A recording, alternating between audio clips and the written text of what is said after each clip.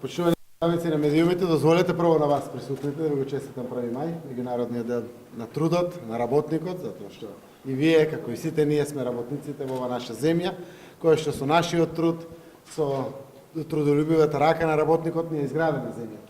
По тој повод денеска, секако одбележувајќи го 1 мај, меѓународниот ден на трудот, одржавме редовна седница на Економско-социјалниот совет, на која заедно со синдикатите и работодавачите адресиравме важни прашања за унапредување на работничките права и условите за работа и за работниците и за компаниите во Република Северна Македонија.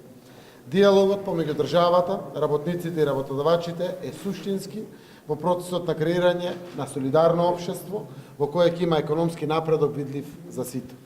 За компаниите тоа треба да значи повисок профит преку зголемување на производството, трговијата или извозот, за работниците повисоки плати, подигнување на работничките права, услови за напредок во кариерата и отварање секако на нови работни места.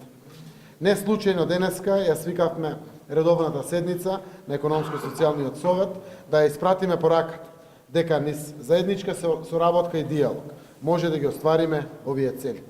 Од јуни 2017 до денеска Економско-социјалниот совет има одржано вкупно 16 седници на кои се разгледани повеќе законски прописи поврзани со остварувањето на работничките права и документи од областа на економско-социјалната област.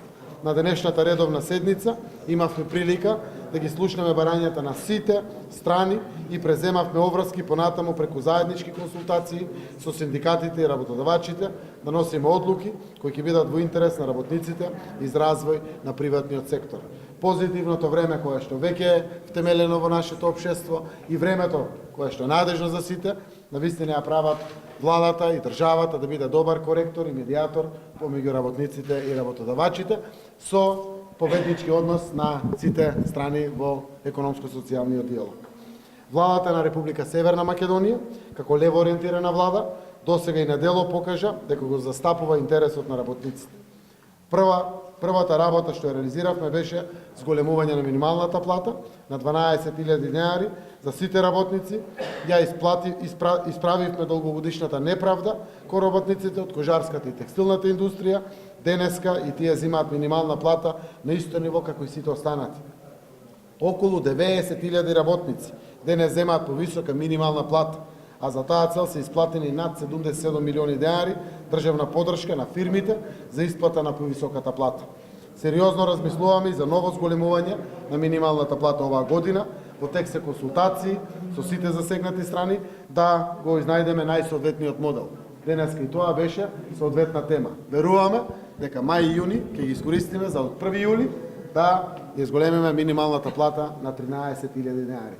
Диалогот продолжува и верувам дека ќе изнајдеме алатки и начини каде што сите чинители ќе бидат задоволни со ваквите чекори кон напредок. Податоците велат дека како резултат на зголемување на минималната плата, просечната плата се зголемила за 6,6% во февруари 2019 споредено со август 2017 пред покачувањето на минималната плата. Ако тоа го направиме во споредба со март месец, на кој што ги очекуваме податоците, веќе сме 8 и над 8% зголемување на просечната плата.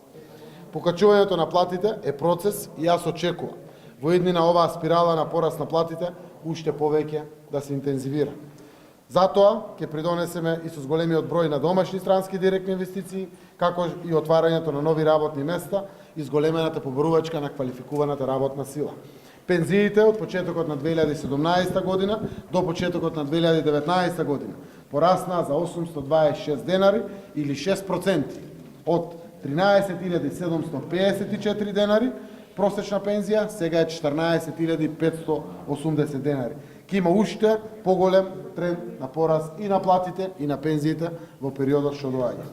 Секако во подготовка е новиот закон за работните односи и во таа насока разговаравме за можноста за намалување на вкупното време траење на договорот по определено време при трансформација на договорите за трајно вработување, при што ќе се имат во предвид и барањата на работодавачите со цел да се постигне консензус и заеднички договор. Разговаравме и на други важни теми од социјо-економскиот совет. На самиот крај би сакал да упатам искрени честитки по повод 1 мај меѓународниот ден на трудот на сите граѓани и граѓанки на Република Северна Македонија, со желби преку заеднички труд и вредна работа да сработиме за личен напредок и заеднички прогрес на нашата земја.